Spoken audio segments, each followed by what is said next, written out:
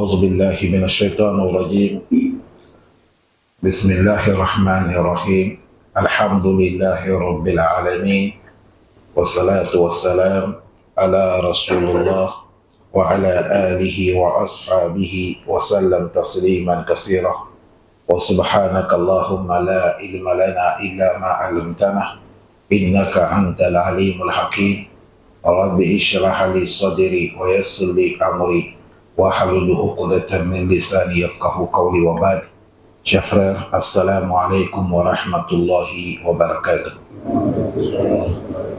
Louange Allah subhanahu wa ta'ala, et la bénédiction d'Allah sur le messager prophète Mohammed sallallahu alayhi wa sallam, que Allah le sur lui, sur ses familles, sur ses compagnons. Chers frères aimés, qu'Allah nous augmente la foi. Nous demandons à Allah de nous augmenter la foi et de nous augmenter aussi la sincérité, qu'Allah nous accorde la santé. Et tous les musulmans qui sont décédés, qu'Allah subhanahu wa ta'ala les pardonne. Et nous demandons à Allah, toute personne qui est dans certains problèmes, qu'Allah me la facilité.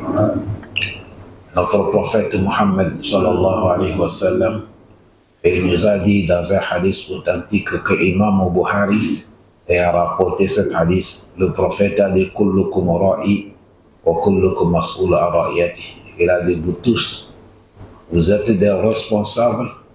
Allah va vous interroger sur votre responsabilité. Ici, le prophète nous parle que nous sommes des responsables. Et Allah va interroger chacun d'entre nous yawm al-qiyamah sur la responsabilité que Dieu t'a confiée. Et c'est de là qu'il a dit il a dit un homme, tu es responsable sur ta famille, ta femme, tes enfants, ton entourage. Et Allah va te demander sur ta famille comment tu les as éduqués sur l'islam. Voilà pourquoi, chers frères, Allah a exhorté dans cet hadith. Vous voyez que le prophète, il nous parle de quelque chose qui est très très important. La responsabilité. Un homme doit assumer sa responsabilité.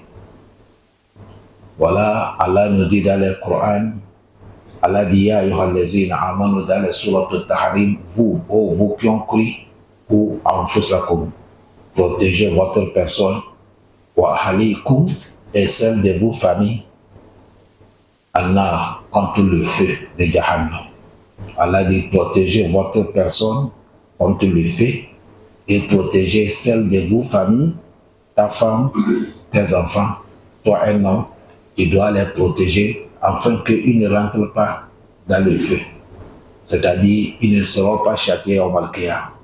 Ça montre que ici, majorité, la femme et les enfants, leur châtiment yawm al-qiyamah, ça vient de la négligence d'un homme. Si l'homme n'a pas assumé sa responsabilité au niveau de l'adoration. Pour cela, chacun d'entre nous a fait l'effort. Le prophète Mohammed sallallahu alayhi wa sallam, il s'adresse aux parents, les papas, les mamans. Parce que notre prêche d'aujourd'hui, ça nous oriente vers nos enfants. Le prophète a dit Mourou awladakum bis-salah wa hum abana'i sab'a sinin wadribuhum 'alayha li ashri wa farriqu bainahum fil madaji. Ici, le prophète a amené trois paroles. La première parole, il a dit Mourou. Il a dit recommandez awladakum, au fait, vos enfants. Il dit recommandez vos enfants bis-salah, de faire la prière. Wahum abana isaba asini, le moment qu'ils ont 7 ans. Ici, c'est tous les parents, papa et maman, que le prophète recommande. Il dit papa et maman, ils n'ont qu'à recommander leurs enfants. Dès que l'enfant il a 7 ans, recommandez-lui de prier. C'est pour dire ici autrement, enseigner l'enfant de connaître la prière. Dès qu'il a combien? 7 ans. Voilà la recommandation du prophète Mohammed. Quand le prophète aussi a recommandé quelque chose, ça vient de qui? Allah. Parce que lui ne parle pas de sa passion. In huwa illa wahyun yuha. Là, il y a un problème. C'est quand le prophète a dit enseignez nos enfants de faire la prière. Et le prophète ne s'arrêtait pas là. Et il a dit wadribuhum alayha li ashir. Il a dit corrigez les enfants là. Quand ils arrivent à l'âge de 10 ans, et vous voyez que les enfants ne plient pas, vous les parents, corrigez-les. Corrigez-les. Et chaque parent, tu as une manière de corriger ton enfant. Ici, on a dit de lui corriger afin que l'enfant puisse savoir que ce que tu lui recommandes, c'est ça qui est bon pour lui. Et le prophète a continué, il a dit séparez les lits, séparez les enfants sur le lit. Dès que tu as tes enfants, les garçons, les filles, s'ils ont arrivé 10 ans, séparez-les sur le lit. Il ne faut pas les laisser, ils dorment sur le même lit ensemble, il faut les séparer. Ça, c'est un hadith qui est authentique. Fadil Touché Albani, il a dit que cet hadith est un hadith qui est authentique. Mais qu'est-ce qu'on peut tirer les leçons dans cet hadith? Chers frères aimés, premièrement, le prophète a dit recommander les enfants de prier, enseigner les enfants dès qu'ils ont 7 ans, et corriger les quand ils ont 10 ans, ils ne prient pas. Si nous allons regarder des passages là, vous allez voir que la majorité, nous sommes dans les erreurs, nous les parents. Aujourd'hui, il y a les parents, ils ne contrôlent pas les enfants. Ils n'enseignent même pas les enfants de prier. L'enfant a prié, il n'est pas prié. Papa ne sait pas, maman ne sait pas. Or que ça, c'est notre responsabilité. Quelqu'un peut poser question, mais pourquoi le prophète, il dit on n'est qu'à enseigner les enfants la prière dès qu'ils ont 7 ans et 10 ans, on n'est qu'à les corriger. Mon frère, tout le bonheur de Dunia et l'au-delà, Allah met ça dans la prière. Pour qu'un enfant devienne un enfant vertueux, pour qu'un enfant va réussir, pour qu'un enfant devienne magnifique, exemple. Les gens peuvent tirer bonheur sur lui, c'est quand l'enfant qui connaît la prière. Oui. Aujourd'hui, quand vous voyez certains grands qui ne prient pas, c'est depuis quand ils étaient des enfants, on ne les a pas enseignés. Ils n'ont pas habitué avec la prière. Et comme Allah a montré le prophète que tout bonheur c'est dans la prière, et on veut que la prière soit habituée un enfant avant de grandir avec l'amour de cette prière. Parce que la prière est la base de tout. Quand la prière est bonne, la prière, ça purifie l'homme. Ça purifie l'âme de l'homme. Ça fait que l'homme, il est loin des interdictions. Allah dit dans le Coran, Akimi Salah, Inna Salah tanha anil fahsha'i wal munkar.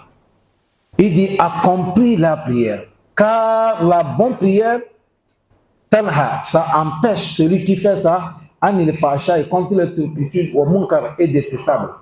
Maintenant, si nous voulons que nos enfants soient des enfants meilleurs, les enfants qui ne se droguent pas, les enfants qui n'ont pas dans les fornications, les enfants qui ne suivent pas des bandits, des agresseurs, des enfants qui sont meilleurs, il faut que la prière va installer dans la vie de nos enfants.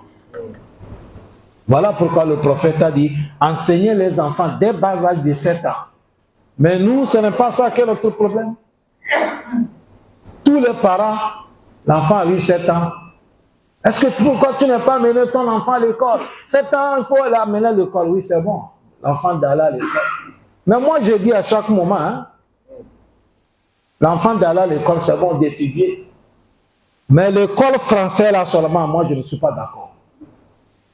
Quelqu'un fait l'école française, parce qu'il y a beaucoup, ceux qui ont fait l'école française seulement, ils n'ont aucun lien avec l'adoration, ils sont plus dangereux que les koufars. Ils sont plus dangereux que les koufars. Sauf celui qui a fait l'école française, mais son français là, il a pris ça pour lire les livres islamiques. Il s'approche là où on fait les prêches, il apprend de connaître son islam, et tu vas voir, et ils sont plus encore meilleurs, parce qu'il connaît les deux. Mais celui, c'est l'école blanc là seulement. On n'allait pas enseigner la prière. Lui aussi ne vient pas écouter les prêches. C'est eux qui vont dire non, la parole d'Allah dans les Coran, on n'est qu'à vérifier voir. C'est-à-dire. C'est eux là, ils sont plus dangereux. Tu vas voir un musulman, il est ministre, il est directeur, il ne peut pas lire sur votre Fatiha. Il ne sait pas Tabatiada, il ne sait pas Yatul Kursi, il ne peut pas lire Atahia. Mais tous les articles de Dieu, il connaît. Ça, c'est pas un danger, ça. Comment il peut supporter l'islam? À plus forte raison, c'est eux qui vont combattre quoi? L'islam. Parce qu'il ne connaît pas. Et l'erreur vient de lui, là, l'erreur vient de ses parents. Parce que depuis qu'il était enfant, on n'allait pas éduquer sur l'islam. Il n'a pas reçu éducation islamique. Regardez, chers frères, les enfants qui sont éduqués islam, dans les quartiers, ils vivent dans l'islam. S'ils ont un ami qui n'est pas musulman, même ils fréquentent les enfants là, vous allez voir seul enfant là qui n'est pas musulman, son comportement est différent des autres. Parce qu'il marche avec de bons enfants.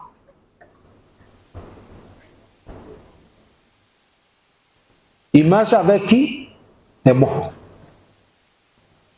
C'est à cause de ça. Vous allez voir certains nous parents, dès qu'il est rentré, si tu vois qu'il est en train de corriger son enfant, c'est parce que l'enfant n'est pas été à l'école. Mais ce n'est pas parce que l'enfant n'est pas prié. Si tu as vu qu'il gronde de sa femme, ce n'est pas que la femme n'est pas priée. La femme n'est pas préparée les jours là. Ils ne sont pas là pour dire l'enfant doit aller à l'école. De savoir lire, de savoir écrire. Mais la priorité, l'adoration. La femme doit préparer pour son mari. Mais il faut que tu aies la femme qui adore Allah. C'est à cause de ça, il faut que nous prenions notre responsabilité d'éduquer nos enfants sur la base de l'islam pour que demain on va trouver des enfants responsables.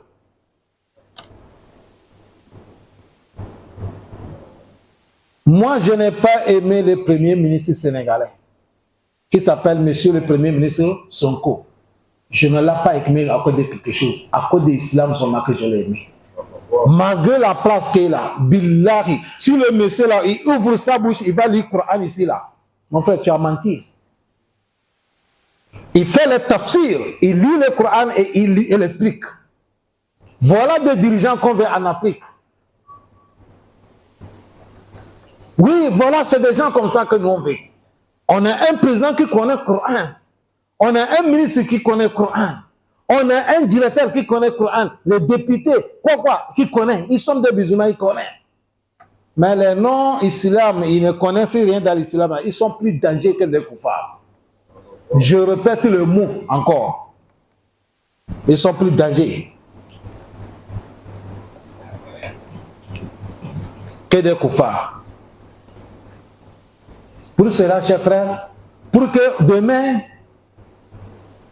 peut-être c'est ton enfant qui va diriger le pays.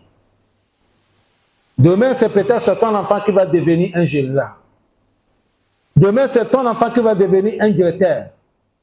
Demain, c'est ton enfant qui va devenir un grand type. Il faut que des enfants, là, ils vont quitter avec l'islam. Et partout, il sera dans les bureaux, on a un délégué de l'islam qui est là-bas.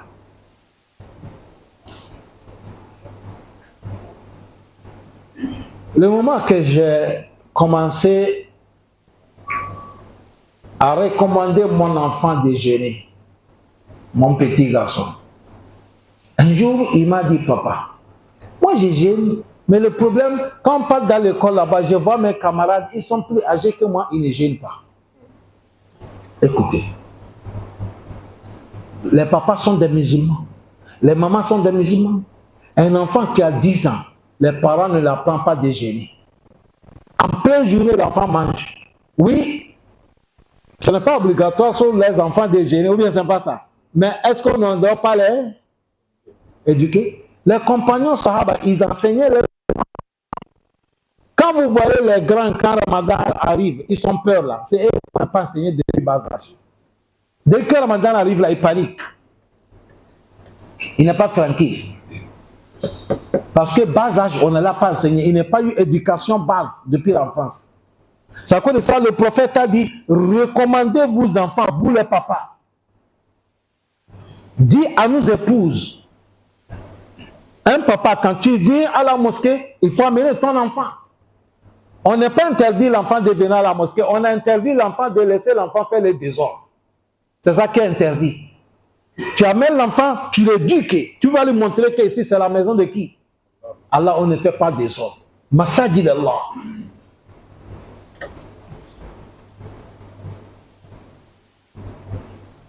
On amène les enfants. Ils voient que nous sommes en train de prosterner. Nous sommes en train de s'incliner. On est debout. L'enfant va savoir voir notre adoration. Pour qu'il va quitter comme ça. Maintenant, les mamans qui sont à la maison, et aussi, si papa n'est pas amené l'enfant à la mosquée, l'enfant reste avec la dame, maman qui prie à la maison, il ne faut pas chasser l'enfant. Parce que la majorité de nos femmes, quand elles veulent prier, elle dit l'enfant va jouer au dehors, moi je vais prier. C'est une grosse erreur. Laisse-la avec toi. Même s'il monte sur toi, même si elle te tape, même si elle te fait, laisse-la à côté de toi. Elle observe la manière que tu es en train de faire les mouvements. Il ne faut pas la chasser. Le prophète Mohammed, il a fait un sujoud, inclination. Ses petits-fils sont venus monter sur son cou. Le prophète, s'il se lève, les enfants là vont tomber. Le prophète, il est resté là-bas. Ça a duré. Il ne se lève pas. Les compagnons disent, ah, c'est comment?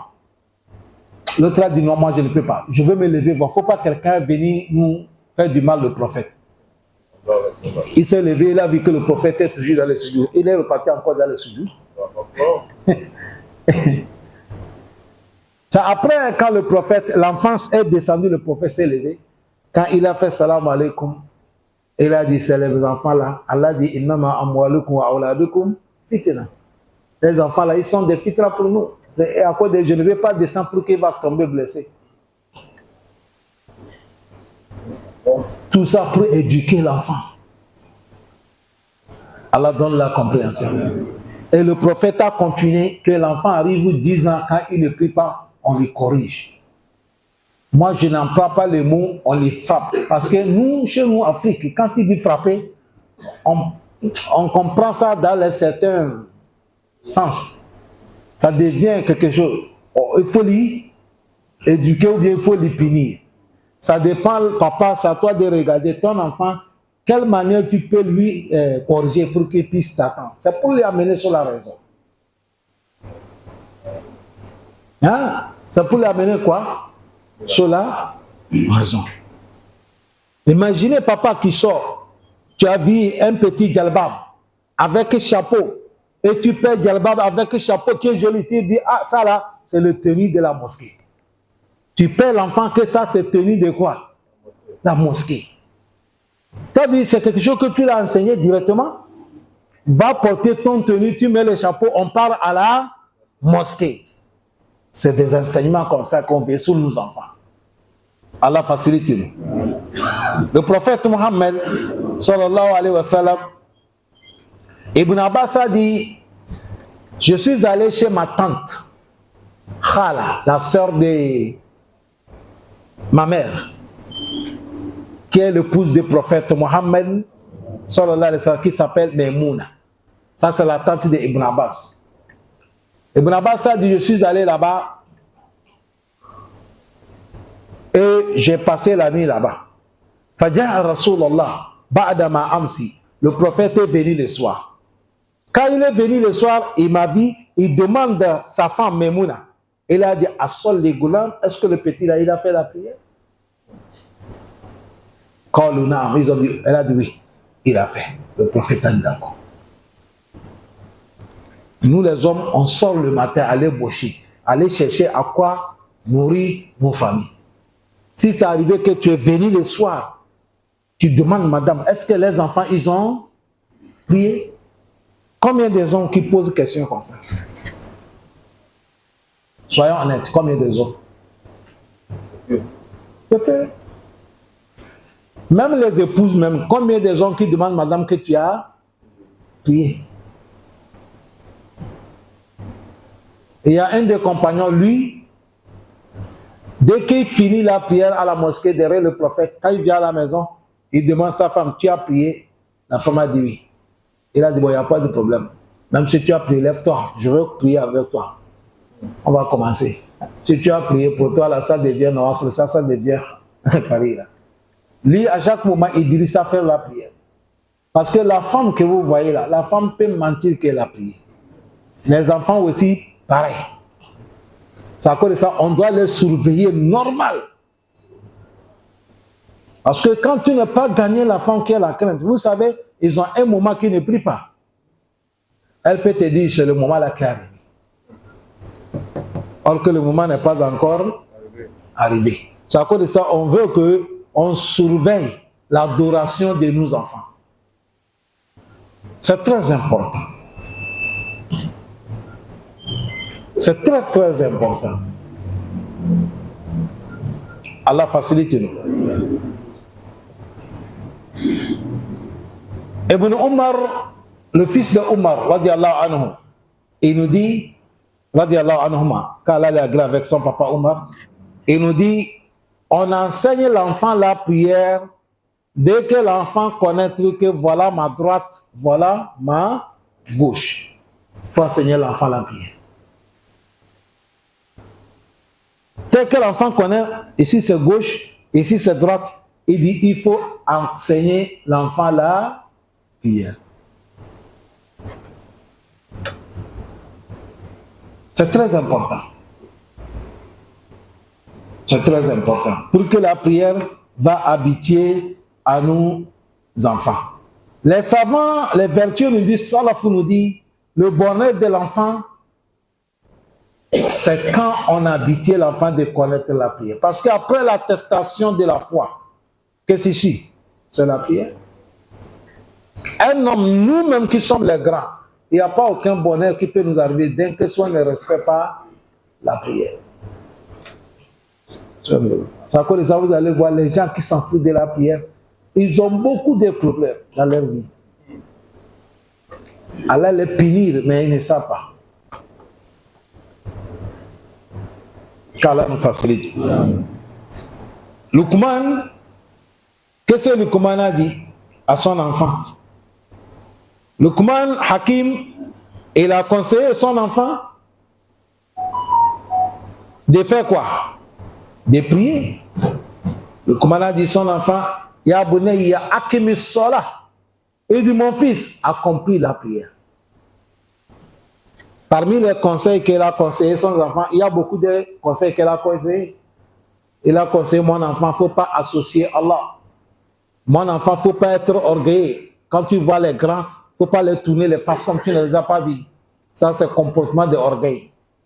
Et il a dit, mon enfant, ne marche pas sur la tête, tu chantes ton démarche, tu te gonfles. Et parmi les conseils, il a dit, mon enfant, il faut accomplir la prière. Après, il a dit, wasbir alama aswabaka.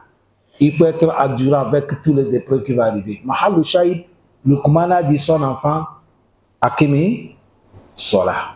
Mon enfant accomplit la prière.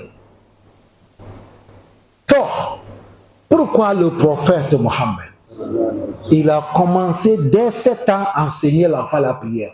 10 ans, on n'est qu'à punir l'enfant qui ne prie pas. Parce qu'il n'y a pas quelque chose qui fait l'homme musulman si ce n'est pas la prière. Ce n'est pas le nom, hein.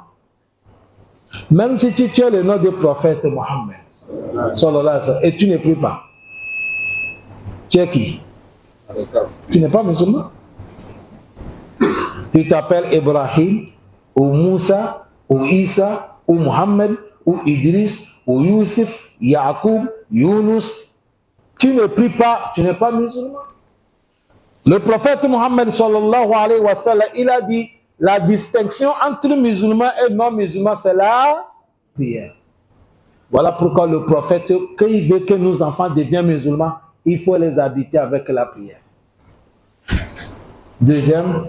Troisième affaire. Chers parents, nous sommes appelés un jour, il n'y a pas un papa qui veut mourir, qui veut que son enfant va mourir avant lui. Non. Tout parent veut que lui, il meurt avant son enfant, mais c'est Allah qui décide.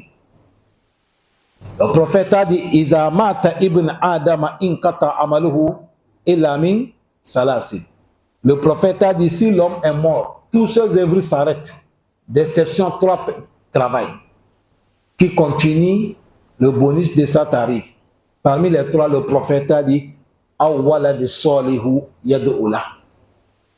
Si tu es mort, parmi les récompenses qui t'arrivent, si tu as laissé un enfant vertueux. Quand on a dit vertueux ici, là, il dit, et le prophète a dit, yad'ula, l'enfant vertueux qui fait doigt pour son papa. Ici, question. Si l'enfant ne prie pas, comment il va faire doigt pour toi? Un enfant qui ne connaît pas la prière, il ne fait pas la prière de Souboui, il ne connaît pas la prière de Zuhuri, il ne connaît pas la prière de Asr, ni Maghrib, ni Isha. Comment il va faire doigt pour son papa? Il va faire doigt comment? Parce que l'enfant qui ne prie pas, c'est déjà un kafir. Allah dit, Oma doua ou le kafirina illa fi dalal. Doigt de kafir n'accepte pas. Ici, ça montre qu'il faut que l'enfant est musulman. Il fait la prière et il va prier pour son papa qui est décédé. Ça cause de ça, c'est venu dans le Coran. Allah dit, wa qur rabbi irhamhuma kama rabbayani saghira.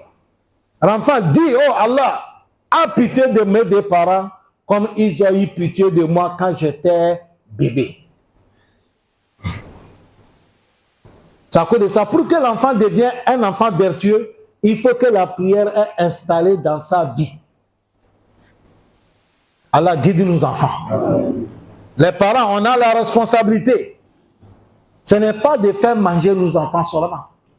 Certains parents, c'est de faire manger l'enfant. L'enfant mange, il devient costaud 24 heures sur 24 heures. Il dit, Masha'Allah, l'enfant en bonne santé. Non, il est malade. C'est un enfant malade que tu vois là. Ah, l'enfant qui ne prie pas, c'est pas malade. Il est malade. Tu as quelqu'un qui quitte avec mes cœurs dans ta maison, ça c'est pas maladie. Ça c'est malade. Allah facilite. Ça c'est la première des choses. Prophète Ibrahim, dans ses évocations, il a dit Rabbi ij'alni muqima as-salah wa min zurriyati. Il a dit Allah, faites-moi un père qui comprit la prière et ainsi que ma famille. Allah, faites-moi celui qui a compris la prière ainsi que ma famille, ma femme et mes enfants. Faites-les ceux qui prient. Un papa, c'est toi qui dois enseigner. Aujourd'hui, vous allez voir beaucoup. Ça cause ça, nous sommes en train de vous encourager. Amenez les enfants à l'école français-arabe. Si vous ne les amenez pas à l'école français-arabe, il n'y a pas de problème. Mais l'enfant à l'école française, mais il faut trouver quelqu'un qui les enseigne l'islam dans la maison. Il les enseigne de connaître le lecture du Coran, de connaître Atahiyya, de connaître à quoi ça lui permet d'adorer qui? Allah. Sinon, il y a un problème. Aujourd'hui, ça fait plus de 30 ans ou 35 ans. Il y a un de mon frère, les catholiques sont venus ouvrir leur école, on appelle ça école quoi? Catholique. Il a pris sa fille, il est parti inscrire là-bas. J'ai appris, je l'ai appelé, j'ai dit non. Musulman ne doit pas amener son enfant là-bas. Il a dit non, là-bas, il n'y a pas, c'est pas l'affaire des chrétiens. Il donne bon enseignement. J'ai dit, hey, n'amène pas ton enfant là-bas. Il a refusé. Vous savez, les frères qui ont fait l'école seulement là, je parle toujours et je répète, ils sont plus dangereux que Koufa. S'ils n'adorent pas Allah, il faut aller regarder. Tous les grands frères qui ont fait l'école seulement, ils s'en foutent de l'adoration là. Tous les critiques de l'islam, c'est dans leur bouche que ça sort. Ils sont les devant. Mais celui qui a fait l'école et il connaît l'islam, il aime l'islam, tu vas voir un bon monsieur, wallahi. Un bon monsieur. Aujourd'hui, Côte d'Ivoire, le monsieur qui est là-bas, Oustaz Djani, avec son frère, là, ce n'est pas l'école français qui fait. Même Abdelmadir que vous voyez là, c'est le français qu'il a fait. Il a commencé par ça d'abord. Aujourd'hui, on a des jeunes, des étudiants, même au Gabon ici, alhamdoulilah, ils sont là, ils viennent sur le coup. Majorité, ils sont à l'université, certains, ils sont en classe de terminale. Alhamdoulilah, ils aiment l'islam. Demain, on trouve de bons messieurs. S'il sort médecin, un bon monsieur. S'il sort un avocat, un bon monsieur. S'il sort un policier, un bon monsieur. S'il sort un général, un bon monsieur. S'il devient président de la République, on ne parle même pas. Alhamdulillah. On a gagné un bon monsieur. Wallahi, en Afrique, je ne l'appelle pas le nom. J'ai attendu un président de dire Sallu ala Rasoul Karim, il n'allait pas prononcer. Un président dans les pays musulmans, il ne peut pas. Si ce n'est pas maintenant, avant, les gens qui ont fait le col bras là, quand ils voient les musulmans là, ils pensent que vous êtes des... Ils voient, c'est comme... Toi, tu ne connais rien, quoi.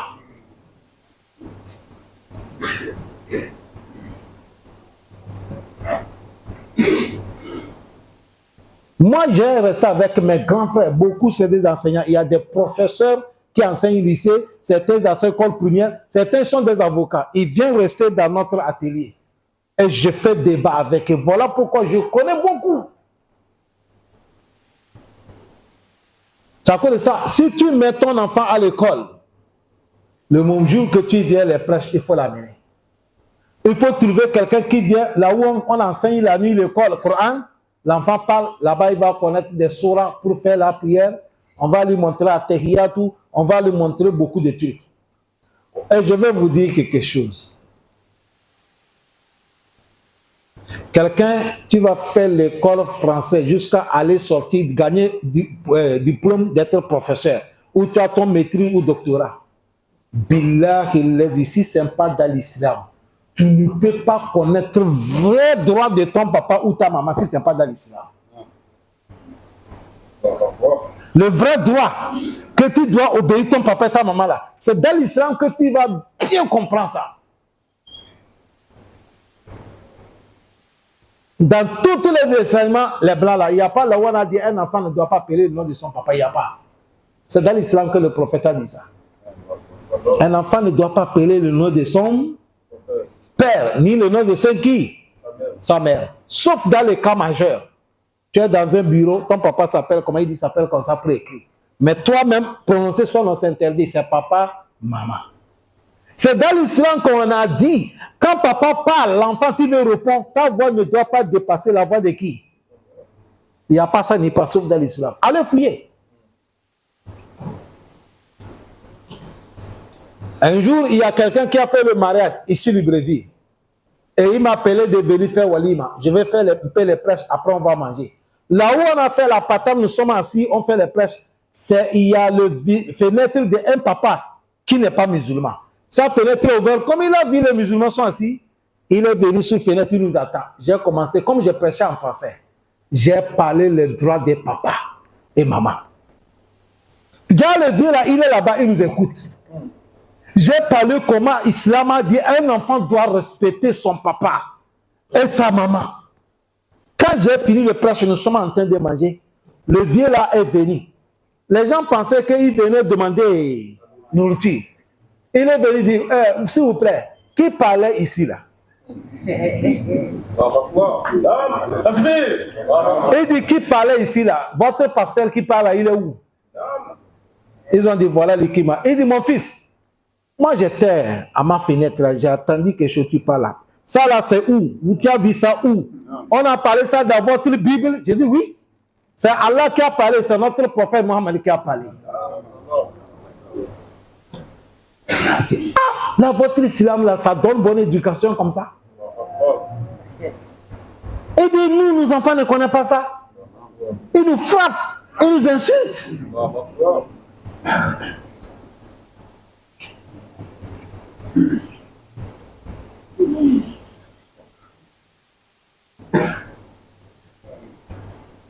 C'est à cause de ça, chers frères. Même celui qui a fait l'école française seulement, Aujourd'hui, il y a des livres qui sont traduits à langues différentes des langues. C'est vrai ou faux?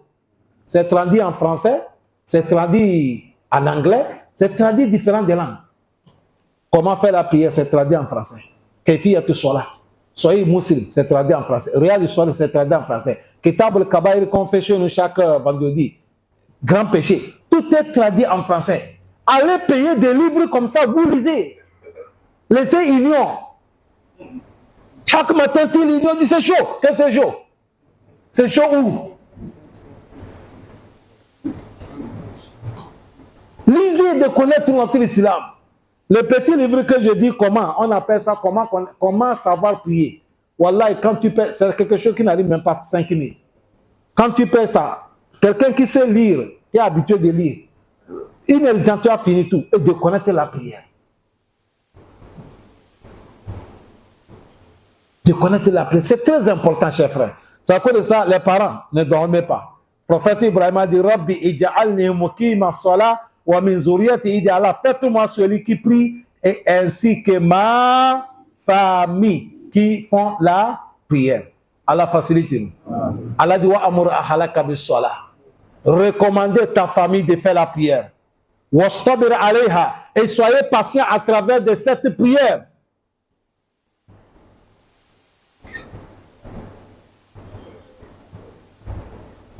Et soyez patient avec la prière.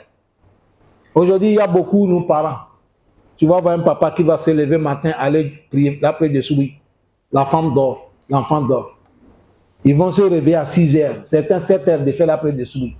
Or que papa, lui, s'est réveillé à aller sur la de souris. Ah bon?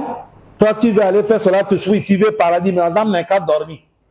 Tu n'es pas réveillé, madame. Tes enfants, 12 ans, 13 ans, 15 ans, ils sont là, ils dorment. Tu ne les réveilles pas. Beaucoup d'entre nous ici, c'est ça que notre travail. Un papa, il se lève, il fait l'ablution et il sort tranquille, il bloque la porte. Il dit non, il ne faut pas que madame fasse réveiller. Dès que tu es réveillé à 4h30, il faut réveiller madame. Il faut les avoir. Il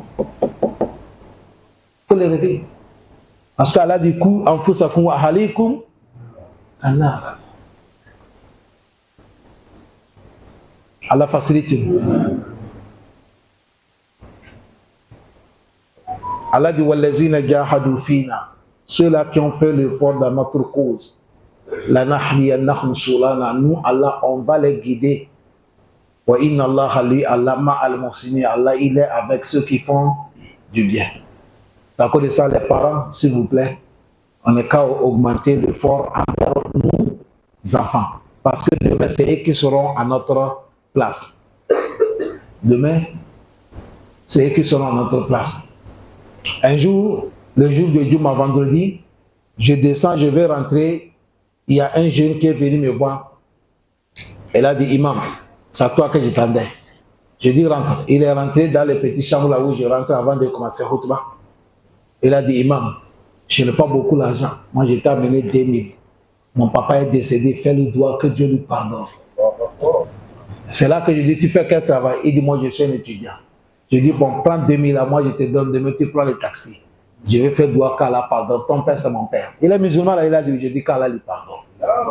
Si l'enfant, là, ne priait pas, vous pensez qu'il va penser sur son papa pour faire doigt?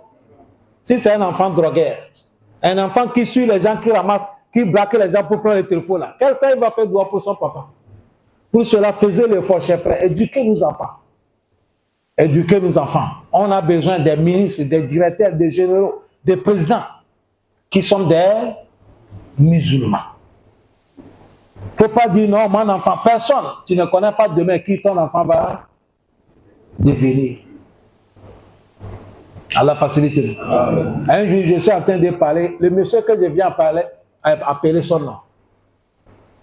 Que j'ai attendu, il lit Surat al-Kahfi. C'est pas qu'on m'a dit, moi j'ai attendu. Et j'attends de voir qu'il lit ça comment. J'ai regardé tous les ahkam, même erreur, il n'a pas fait. Ce n'est pas qu'il lit hasardement, il a appris. Il a appris vraiment l'islam. Ce n'est pas qu'il a appris l'islam. Oui. C'est comme ça celui qui est président acteur, Bachir Diofa. Il est parti chez un marabout, il est parti lui saluer. Écoutez, un président de la République, c'est la qualité de président qu'on s'en veut. Il est parti chez un grand chèque, aller lui rendre visite. En sortant, comme c'est un président, c'est comme il y a arrosé ou bien il y a le soleil. Son garde-corps a soulevé le parapluie sur sa tête. Mais le marabout là, on n'est pas soulevé parapluie. Wallah, le président a fait comme ça, il a dit, descends-moi ça. Tu vas soulever ça sur moi. Pourquoi lui? Lui me dépasse. Ah oui! Mais si quelqu'un n'est pas, il ne connaît pas, il ne sait pas l'islam, dès qu'il connaît son petit français là, et il pense qu'il dépasse tous les connaisseurs. Les connaisseurs sont à la part des prophètes, vous êtes des petits. C'est à cause de ça, quand vous voyez les dirigeants qui ne respectent pas les imams là, ils finissent mal. Ils finissent mal. Wallah, il a refusé. Il a refusé. Tous ceux qui ont marché dans le soleil là. Il a refusé. Mais si c'était qualité de pour nous là. Hein? Allah facilite. Qu'Allah nous pardonne. C'est comme ça, il y a un président dans un pays, il est parti voir, il a appelé les imams.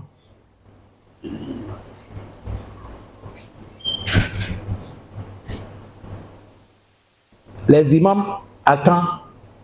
Ça a duré, il n'est pas encore sorti. Quand il est sorti, il a dit les imams que je vous demande des excuses.